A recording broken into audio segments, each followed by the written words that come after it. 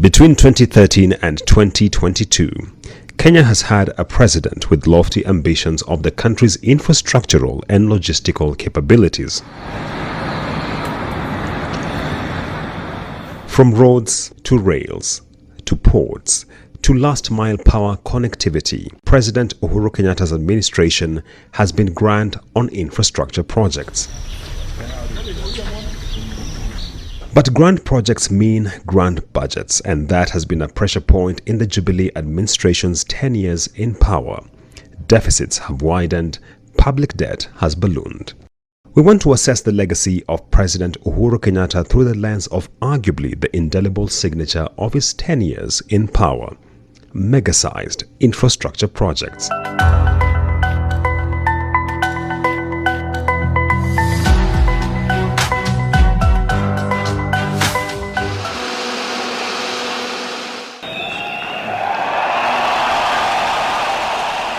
When the Jubilee government assumed power in April 2013, it did so with a bold promise with regard to the expansion of road infrastructure. According to the Kenya National Bureau of Statistics, Kenya had 11,230 kilometers of bitumen, popularly known as tarmac roads, in 2013. The country had 52,400 kilometers of earthen ore and tarmac roads.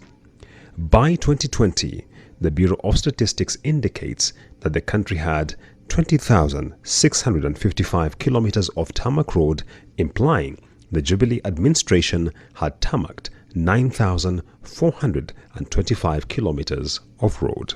In 2012-2013, the Jubilee government actually gave a very, very ambitious promise in the road sector to do 10,000 kilometers of roads. And that time, it looked like just another promise, because people were giving promises left, right and center. It looked very, very overambitious. But today, that has been exceeded. Now we have 11,500 kilometers of roads, against the target of 10,000, which was supposed to be done within 10 years. And now it's just done just over 9 years.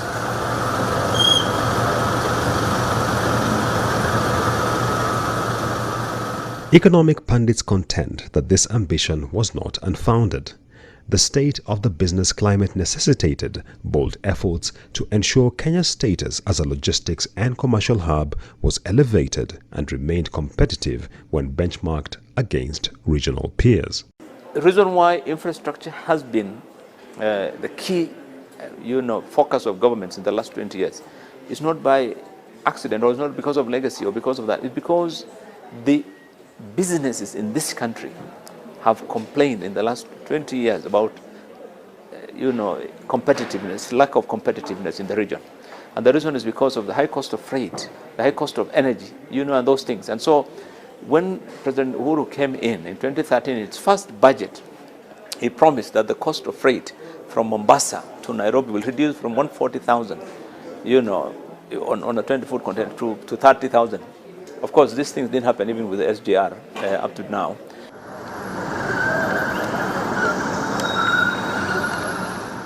The good intentions notwithstanding, Kenya's stock of public debt today officially estimated to be 8.4 trillion shillings, and the fact that 67 out of every 100 shillings raised in tax revenue is used to service debt obligations are raising question as to whether the Jubilee administration has exercised prudence in its push for grand infrastructure projects. Some have argued that perhaps the government sought to do too much within a very short period, the net effect being an economy drowning in debt. We've had a period in which we piled on a lot of debt, and that has we can now see that that is causing us some problems. You see, economic development is not a sprint. It's a marathon. And what the Uhuru government or administration did was to try and do a lot of things within a period of 10 years, a short period. And the repercussions are what we are facing now. There's a huge amount of projects and infrastructure, mainly infrastructure projects that were done. That cost us a lot.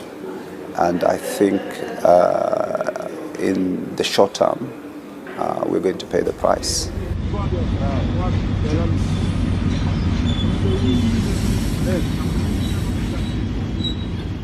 The Institute of Economic Affairs argues that the Jubilee administration, in its appetite for grand infrastructure, failed in the crucial fiscal task of disciplining expenditure and ensuring that the government's revenues and expenses actually balanced out.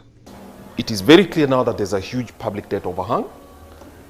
Big payments are coming forth, and obviously those payments will stress and will limit the scope that any government has to expand new things. So first, I think we have to be very, very clear with promises. This is not we are not going to have a Santa Claus administration. So that's the first thing. Just to be honest that, look, we will have very limited scope. So that's the first one. Secondly, it's also apparent to us that closing the deficit will not be done entirely by chasing new money. So I think we've harassed the Revenue Authority enough. They do a good job. But regardless of what happens, it is not clear that you can close the kind of gaps we have without disciplining expenditure. The government, however, maintains that these enormous undertakings in the infrastructure sector were necessary in setting Kenya on the right path for accelerating growth and development at a time when peer economies in East and Central Africa seem to be stepping up competition for the regional hub status. In the 10 years of the Jubilee administration, there is arguably no single project which has stoked more controversy with regard to value for money than the standard gauge railway. Even at its sunset, the government maintains spirited defense of the project. In 2017, 31st of May 2017, the President commissioned the SGR. Before May 31st, 2017, this country had waited 122 years for such a project to be done, because the last project was done in 1895. And so by launching that SGR, both for cargo, but also for passengers, Madaraka Express, that was a key major milestone in the railway sector. Additionally, we've done the commuter rail in Nairobi, refurbished, and people can use now from a railway station here in Nairobi all the way to Bakassi. They can go to Ruiru and so forth. It has been extended to Nanyuki. We've done the railway all the way to Kisumu. We've done the extension of the meter gauge from Logonot in Nakuru all the way to Malaba. So the railway sector also you can see for yourself, and many other arteries within the country.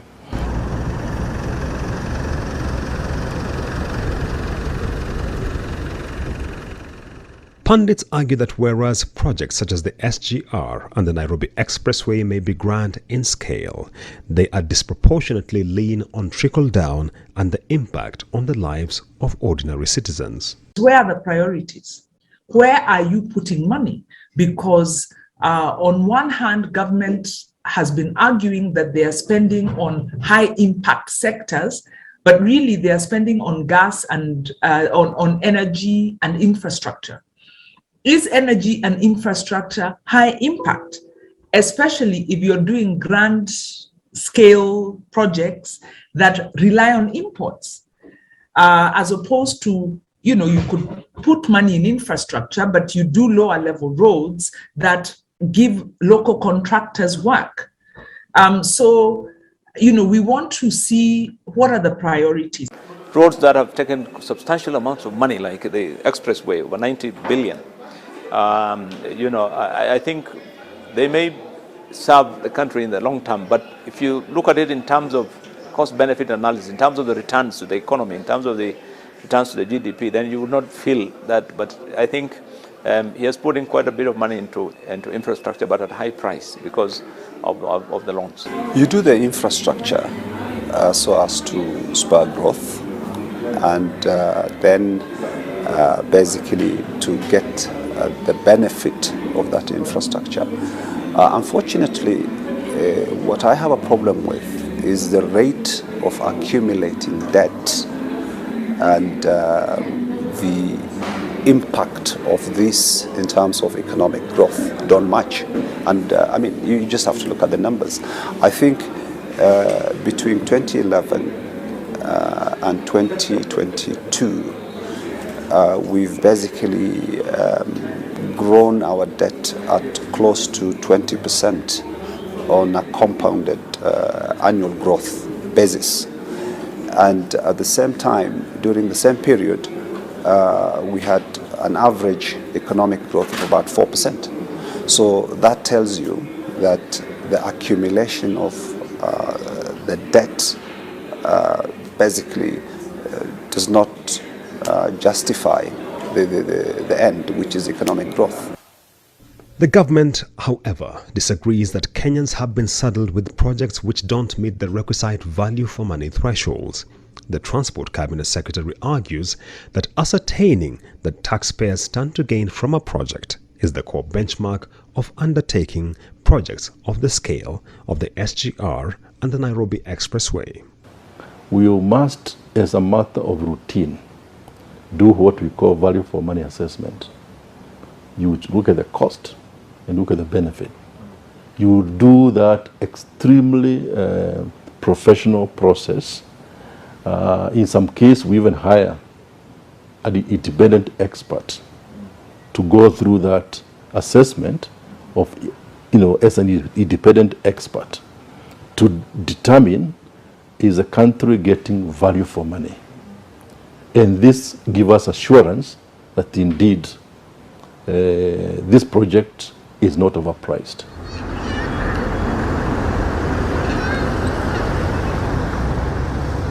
You go through a very robust competitive process which involves international bidders, people who have done projects elsewhere.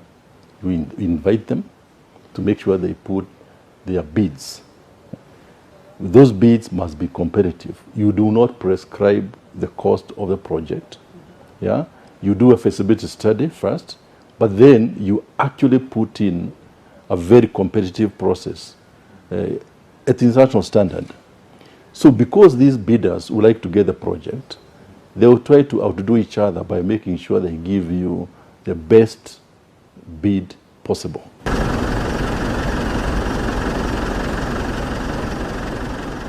There is now growing consensus that the incoming government will need to rationalize expenditure on infrastructure with a view to addressing the debt burden and steer the economy on more sound economic footing. We must also accept that infrastructural development has taken place in this country in the two administrations, that of Mwai Kibaki, the 10 years, including the Grand Coalition government. But also, we have had quite significant infrastructural development during President Uhuru's tenure, the 10 years now. We must now reduce or cut on infrastructural development because Kenya is now the 6th largest economy in the continent. We have one of the best infrastructure. Now we need to build on the infrastructure that we have and invest now in people. Some hold that it is not enough to cut back on infrastructure spending. The entire country needs a rethink, they argue, of just what constitutes infrastructure as an enabler in the business environment. The Jubilee administration, which is inclusive of those I call Laurel and Hardy, the president and his deputy, gave us the impression that infrastructure is hard infrastructure in the form of new trains and stuff like that. The government of Kenya did very poorly in new water pipelines and sewage lines. So many manufacturing firms which wish to establish in some parts of this country to go out there where the resources are, where the natural resources, the resources that they need for inputs are unable to establish because they have to go back there, and some of them have to establish a sewage system or a system for collection or for treating refuse that makes the investment unviable, because those should be public goods. You know, we can see roads, we can see maybe railways, we can see dams, we can see ports and all that. But I think the way in which it was done in a very, very aggressive manner. And also it was not very cost effective. How it was financed was not the best way to do it. And I think what's going to happen now is that that has cost us an imbalance that is now putting us at a very serious risk of having economic issues. Julians Amboko, NTV.